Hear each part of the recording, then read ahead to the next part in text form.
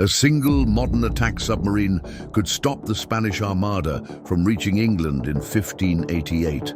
Not sink every ship, not fight a dramatic surface battle. Just break the mission where it mattered most, the narrow choke point between Calais and Dunkirk, before Spain's fleet could link up with the Duke of Parma's invasion barges. The Armada had 130 ships, tens of thousands of men, and zero ability to detect or fight anything underwater. A modern sub has torpedoes, sonar, and silence. That's the mismatch. Here's the situation. The Spanish Armada sailed from Spain in May 1588 with a clear objective: escort Parma's army of 34,000 soldiers across the English Channel from Flanders. The fleet moved in tight formation. Galeasses, galleons, armed merchant ships, all sailing close together for mutual defense. That formation was their strength against English cannon. It also became their vulnerability the moment you drop a submarine into the scenario. Because tight formations mean predictable courses, slow speeds, and command ships you can identify from a periscope. And the English Channel, especially the Strait of Dover, isn't too shallow for a sub. Depths run 30 to 60 meters in most of the operational area. Tight, yes. Shallow for surface ships, yes. But navigable for a nuclear boat, running at periscope depth or just below. The plan is simple. Position the submarine east of Calais, between the Armada's anchorage and Dunkirk, where Parma's barges were waiting. Wait for nightfall. Use the periscope to identify the largest ships, flagships, command galleons, the heavy galeasses that anchored the formation. Then fire, not at random targets, not at small patrol craft. At the ships that held admirals, carried signals, and kept the formation coherent. A modern heavy torpedo, Spearfish or Mark 48, carries a 300-kilogram warhead, wire guidance for mid-course correction, and active-passive homing. It moves at speeds over 50 knots. A 16th century galleon under sail moves at 4 to 8 knots in a straight line, with no ability to detect the approach, no countermeasures, and a wooden hull held together with iron bolts and tar. When hit below the waterline, doesn't just hold the ship. It fractures the hull frame, floods multiple compartments, and can break the keel if the detonation is placed right. The ship doesn't need to sink in 10 seconds. It just needs to become a mission kill, unable to maneuver, taking on water, forcing nearby ships to slow or veer off to avoid collision. In a formation sailing at night, in a narrow sea lane, one sudden loss creates confusion. 2 or 3 create panic. 4 or 5, and the formation breaks, and that's the key. You don't need to sink the whole Armada. You need to kill command and break cohesion long enough to prevent the Parma link-up. Historically, English fire ships scattered the Armada off Calais on the night of August 7th. The fleet reformed poorly and fought a running battle at Gravelines the next day, then retreated north around Scotland because winds and damage made a return through the Channel impossible. Now imagine that same night, but before the fire ships arrive, 3 or 4 Spanish flagships explode from below without warning. Admirals gone, signal systems broken, formation already fractured when the English ships close in at dawn. The submarine's job isn't to win the battle, it's to stop the rendezvous. Parma's barges needed escort to cross 20 miles of open water in the face of English and Dutch raiders. If the Armada can't form up, can't provide that screen, the invasion dies at the dock. No crossing, no conquest, no need to fight the entire fleet. Just remove the linchpin and the operation collapses on its own weight. That's the scenario: 1 sub, 1 choke point, a handful of shots, and a mission that ends before it begins. The attack window opens after sunset on August 7th, 1588. The Armada is anchored off Calais, waiting for word from Parma. The submarine runs silent at periscope depth, 2 miles offshore, using passive sonar to map the formation and visual identification through the scope to pick targets. No active pinging, no need. The fleet isn't moving. It's sitting in neat rows, lanterns lit on the command ships, exactly where a 16th century admiral would put them. High and visible, so couriers and signals can find them in the dark. The sub's commander has one objective: kill leadership. Not cargo ships, not stragglers. The big galeasses and the Capitana Real, the flagship carrying the Duke of Medina Sidonia. These are the ships that coordinate movement, relay orders, and hold the formation together under stress. In a fleet this size, communication is everything.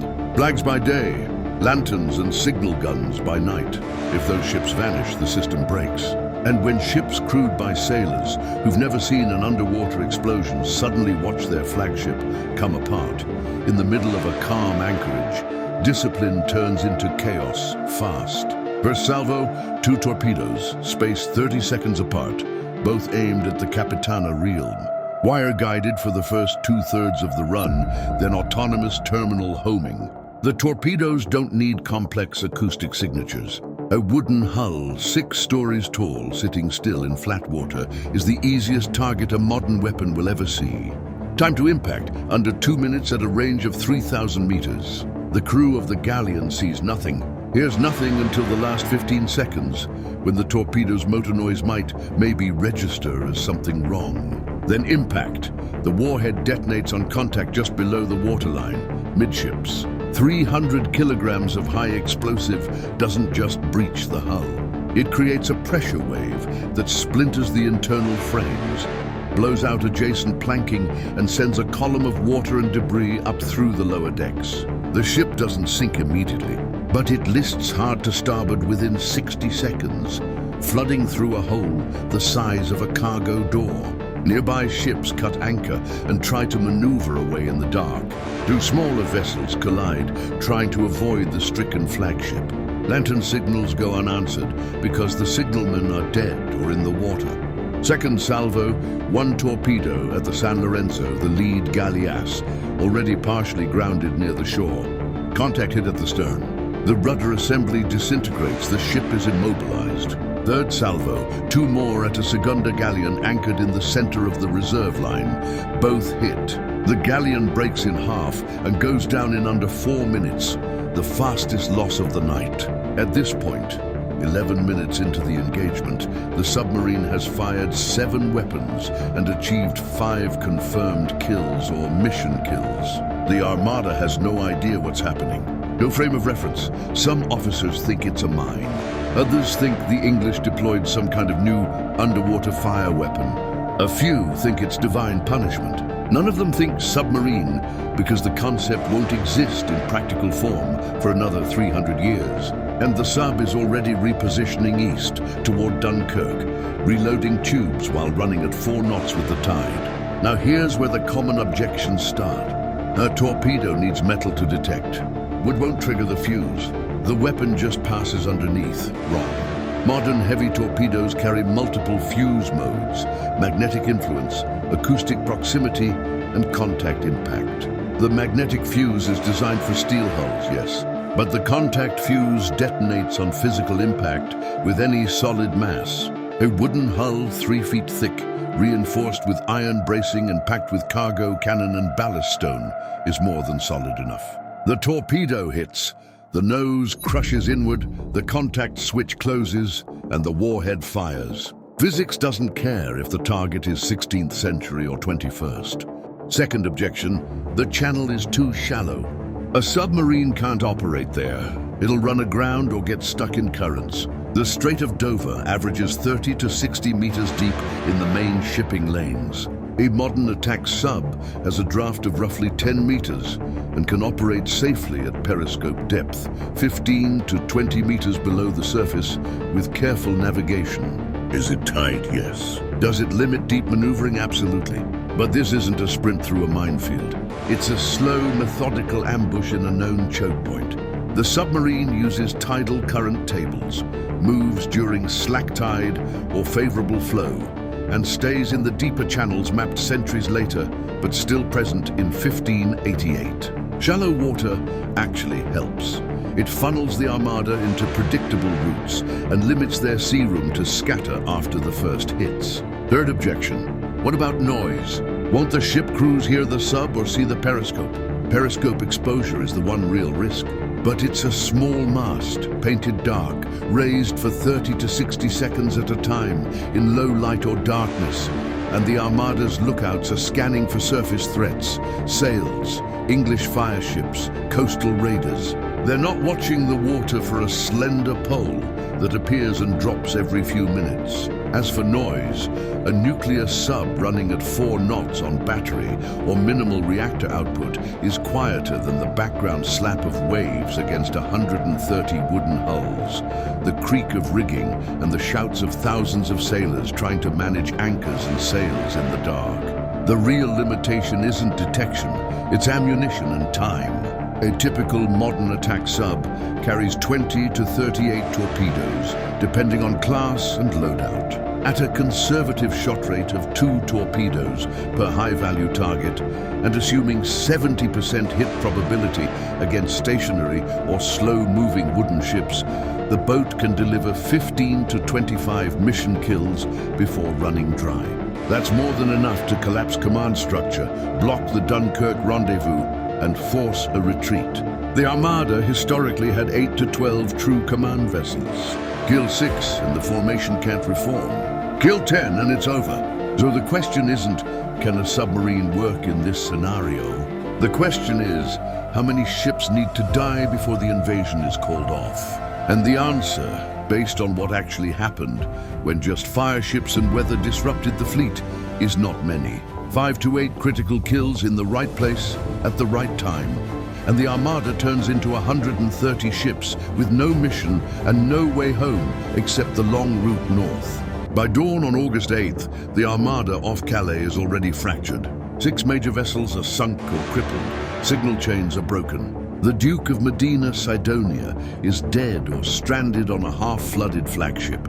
English warships are closing for the fight that history calls Gravlines, but this time they're not attacking a cohesive line. They're mopping up a scattered, confused fleet that spent the night watching ships explode from below for reasons no one can explain. But the submarine's mission isn't finished. The real target is 15 miles east, Dunkirk and Newport, where the Duke of Parma has been waiting with his invasion barges since late July. Parma has 34,000 soldiers, siege guns, supplies, and around 200 flat-bottom barges designed to ferry the army across the narrowest part of the channel in a single wave. The plan required the Armada to sweep the sea lanes, drive off English and Dutch raiders, and provide a protective screen during the crossing. Without that screen, the barges are defenseless.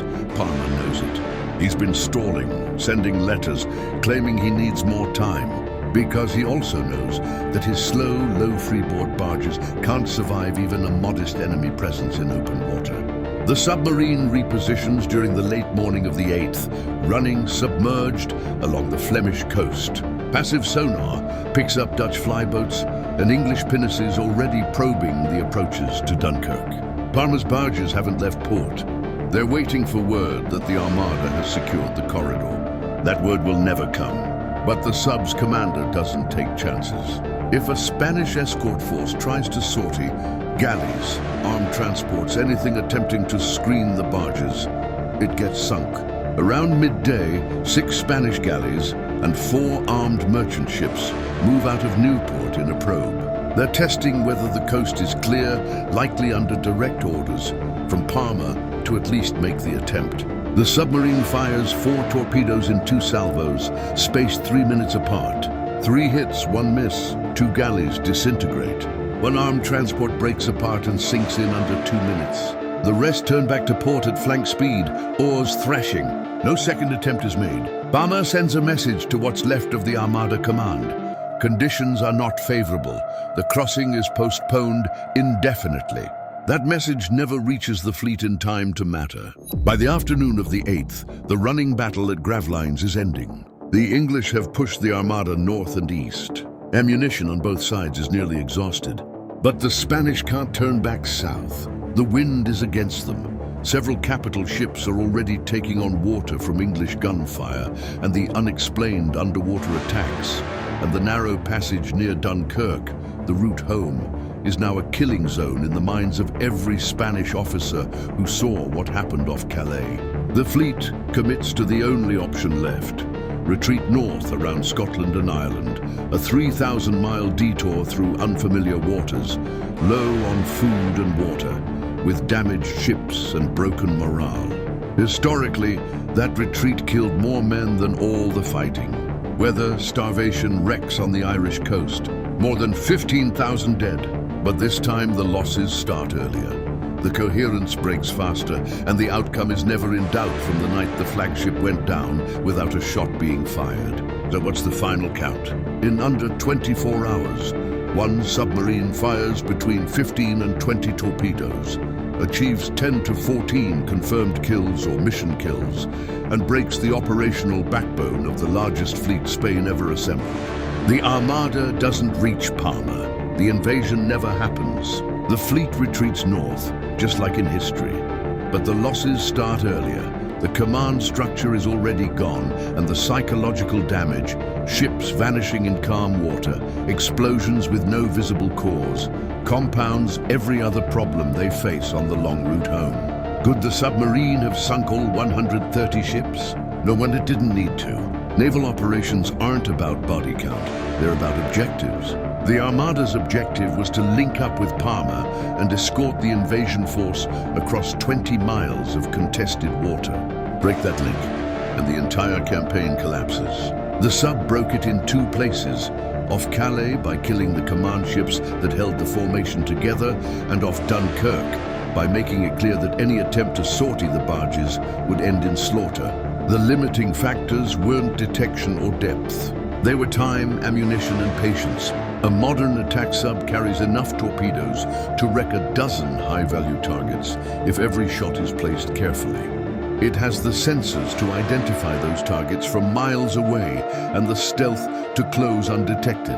The only real risks were periscope exposure during target ID, navigating shallow tidal waters without grounding, and the chance, remote but not zero, that someone on a Spanish ship sees the wake, raises an alarm, and a random cannon shot gets lucky. None of those happened in this scenario because the Armada had no framework for what they were facing. No doctrine, no countermeasure, not even the vocabulary to describe it. In 1588, the Spanish lost because of weather, English firepower, logistical failure, and bad decisions by commanders stretched beyond their limits. Add a submarine, and all of those problems happen faster. The fireships at Calais scatter a fleet that's already missing its flagships. The fight at Gravelines punishes ships that can't coordinate. The weather kills crews that are already demoralized and leaderless. The retreat becomes a rout. This isn't about whether 16th century sailors were brave or capable. They were both. It's about mismatched capability. A weapon system from 4 centuries in the future, operating in an environment with zero defensive counter, against a target set that moves slowly, predictably, and can't shoot back. That's not a battle, it's a fieldwork problem. Identify the objective, position the asset, execute. Done. The scenario works because the mission is narrow and the choke point is real. The English Channel in 1588 wasn't an open ocean.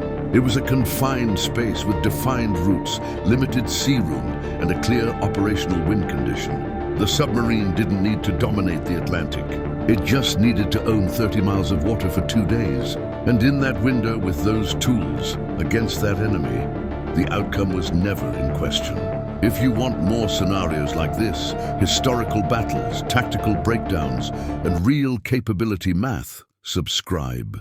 One click, that's it.